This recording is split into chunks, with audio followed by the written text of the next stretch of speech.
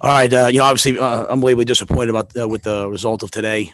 I thought it was not our best most well played football game.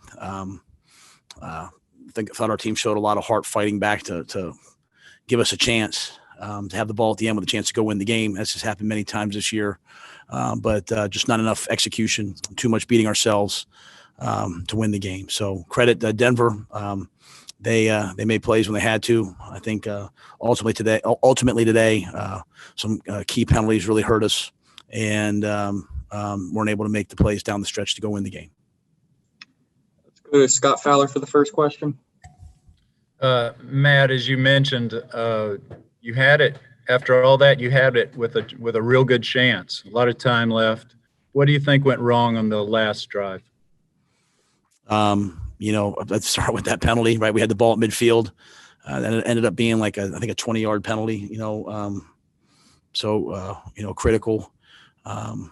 And obviously that play, I did not want to play run before the 2-minute, and unfortunately we ran one right before the 2-minute that resulted in that wasn't what we wanted. So I have to get that corrected. And they made the plays and we didn't make the plays. We had been really hot playing with a little bit of tempo the last couple drives. And, we had to go close the game out, and we had a great opportunity to, and just weren't able to get it done. Go to Joe Person and then David Newton. Matt, why did you run that play before the 2-minute warning? And then what was the design of the 4th and 8 play where Curtis gets it a yard past the line of scrimmage?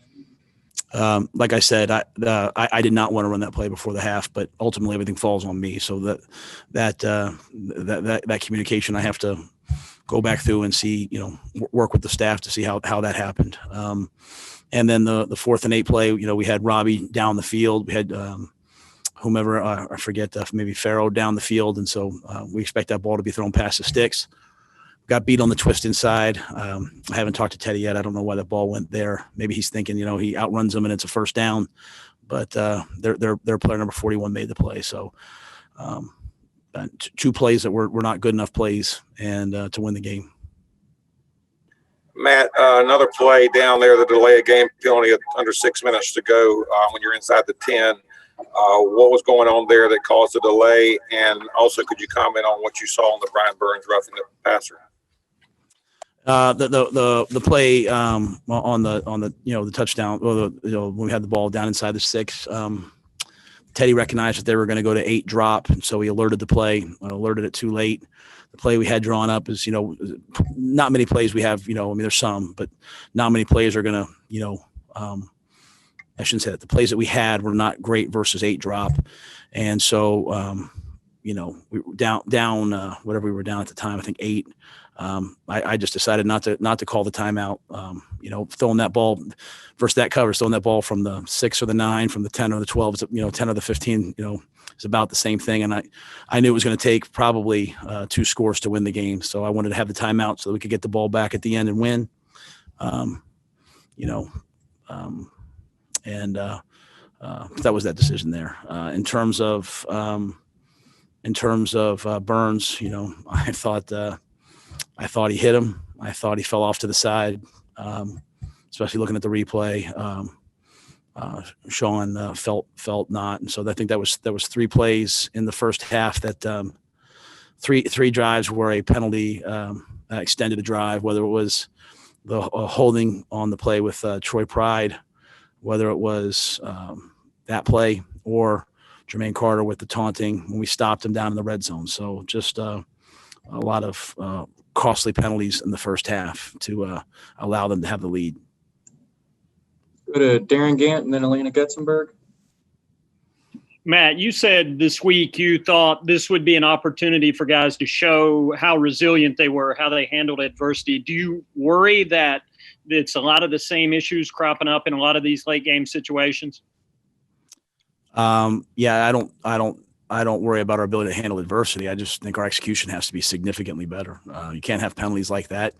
You can't, I think we were in third and whatever. We gave up a punt return for a touchdown. We had 2 guys there. We didn't make the play. So just a lot of poor execution today. Cover 3 and they throw the ball over our heads for a touchdown. The the fact that our team battles back, I'm not worried about their mindset, but we have to play better football. And, ultimately, as I said earlier, it always falls back. That all falls back on me. I'm not, I'm certainly not worried about I'm not worried about their mindset. They'll continue to battle. At least that's what I expect them to do. Hey, Matt, this is now, all good. Can someone mute themselves? The multiple games this year where Teddy's gotten the ball, the offense has the ball at the end of the game, and, just not being able to put drives together. I mean, how do you solve that at this point? What do you attribute that to? At the end of the day, I mean, without sounding too much like a coach, it comes down to execution. It comes down to us making the plays when the plays matter. And I thought, you saw an offense that was really, we didn't do anything all day. And then had in the fourth quarter a couple fantastic drives with tremendous tempo to go get the ball in the end zone. So I expected us to go do that on that last drive, and we didn't.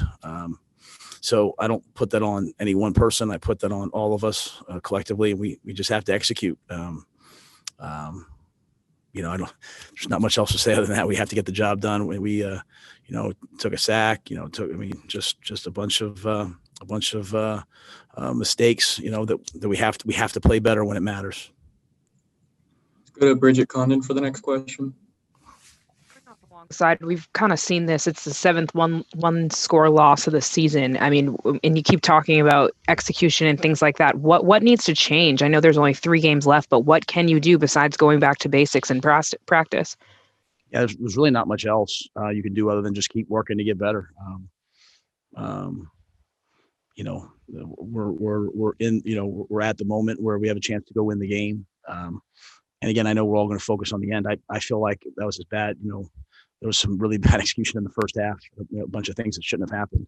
On return for a touchdown, late in the game. So some things that happened that should not have happened, penalties, taunting. So I'm going to keep coming to work and keep fighting and scratching and clawing to get guys to understand that what you do really matters. And, you say, oh, my bad, so you can only say that so many times. And so we have got to coach well. And I feel, as I said to the team, I feel pretty good. I've come in here many a time and said, hey, I've got to do better. And ultimately I have to do better because we're not winning, but we need a tremendous sense of responsibility these last 3 games for everybody to get their job done. And even when it seems mundane or even when it seems trivial, you have to go do your job for us to win. That's where we are. And so I don't believe in panic. I don't believe in huge things, changes, in the middle of the season. I think you go through the season and you try to do what you do better. We have 3 more opportunities. I expect us to go find a way to win, but this one, I'll be quite honest, this one's disappointing because we didn't play, to our standards certainly tonight. All right, guys, we got 3 more. So let's go to Joe, then Steve Reed, finish with Elena. Matt, you said you don't want to pin it on any one player. Obviously, that's fair. But with the continued end-of-game struggles by Teddy, notwithstanding the Vikings game, does it call into question, do you have confidence that he can be the quarterback as you try to build this winning program? Absolutely. But I don't think he's going to be successful in 2 minutes if he gets sacked on the first play. I don't think he's going to be successful if we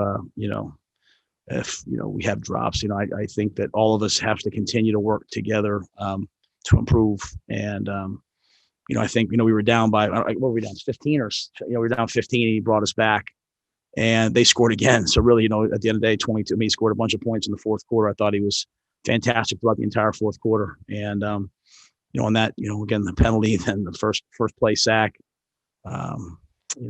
just has to be better by everybody. I'm not going to pin it on him. I'm sure he'd be the first to say, I've got to do this, I've got to do that, but everyone, there's a lot of things that have to be improved. We're a team that for us to win, we have to do everything right and we have to play really well. And we just played okay, and we didn't do everything right, and so we had a chance to win, but we didn't come away with the win like I feel like we should have. Matt, what was the strategy playing against Locke, and what did you think of his effort? Obviously, threw for 4 touchdowns, which is a career high for him. Yeah, I mean, we knew that he's a great fade ball thrower, so we decided not to play any press today. Now, a couple of times guys played press, but we kind of came in saying, hey, take away the press from him, try to keep him in the pocket. We didn't do a great job of keeping him in the pocket. We pressured him. We got the ball out.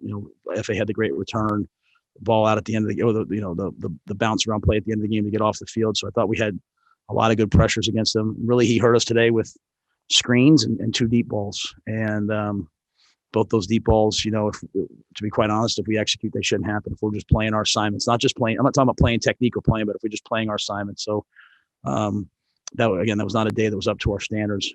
Locke's a good young player. He's going to do a lot of good things. You have to keep him in the pocket and not give up big plays. We haven't given up big plays all year, and we give up big plays today. That's what's really, really disappointing. And so we just have to get better.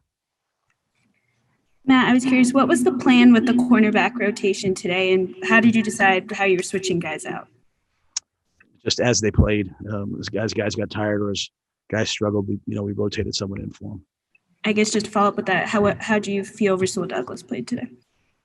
I want to make it clear that last deep one, that's that's cover 3. The deep safety should be in the middle of the field.